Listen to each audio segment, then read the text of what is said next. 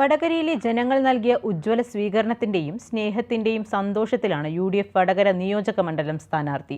ആ സ്നേഹത്തിന് പകരം ചെയ്യാൻ കഴിയുന്നതെല്ലാം ചെയ്യുമെന്ന ഉറച്ച തീരുമാനത്തിലാണ് ഷാഫി പറമ്പിൽ.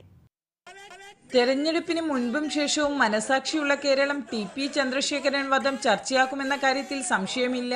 ക്രൂരമായ കൊലപാതകത്തിനു ശേഷവും അല്പം പോലും മനസാക്ഷിയില്ലാതെ കൊലപാതകികളെ സംരക്ഷിക്കുന്ന ക്രിമിനൽ അനുകൂല നിലപാടുകൾ ജനങ്ങൾ തിരിച്ചറിയുക തന്നെ ചെയ്യുമെന്നും ഷാഫി പറമ്പിൽ പറഞ്ഞു.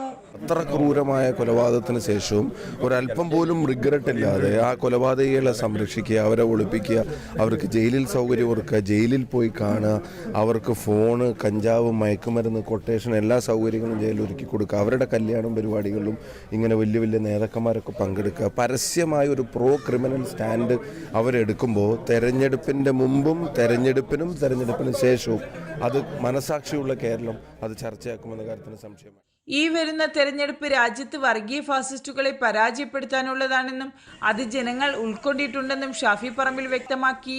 മതങ്ങൾക്കപ്പുറം മാനുഷിക മൂല്യങ്ങൾക്ക് പ്രാധാന്യം നൽകുന്ന ഒരു പ്രദേശമാണ് പാലക്കാടെന്നും അവിടെയുള്ള ജനങ്ങളുടെ ഐക്യം ഇല്ലാതാക്കാൻ ശ്രമിച്ചാലും അവിടെ ഉപതെരഞ്ഞെടുപ്പ് വന്നാൽ UDF തന്നെ അധികാരത്തിൽ വരുമെന്നും ഷാഫി പറമ്പിൽ പറഞ്ഞു.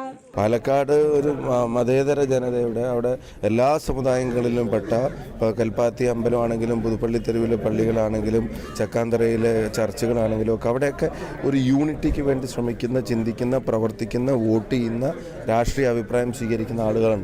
അപ്പോൾ അവരെ അണ്ടർ എസ്റ്റിമേറ്റ് ചെയ്യരുത്. അവിടെ ഉപതെരഞ്ഞെടുപ്പ് വരും, നമ്മൾ ജയിക്കുകയും ചെയ്യും. ഈ വരുന്ന തെരഞ്ഞെടുപ്പ് രാജ്യത്ത് വർഗീയവാദികളെ ഇല്ലാതാക്കാനുള്ളതാണ്. വർഗീയ ഫാസിസ്റ്റുകളെ തുരത്താനുള്ള പോരാട്ടത്തിൽ കടത്തനാടിന്റെ മണ്ണ് UDF-നൊപ്പം നിൽക്കുമെന്ന കാര്യം തീർച്ചയാണ്. അഖില ബിനീഷ്, ജയ്ഹിന്ദ് ന്യൂസ്, കോഴിക്കോട്.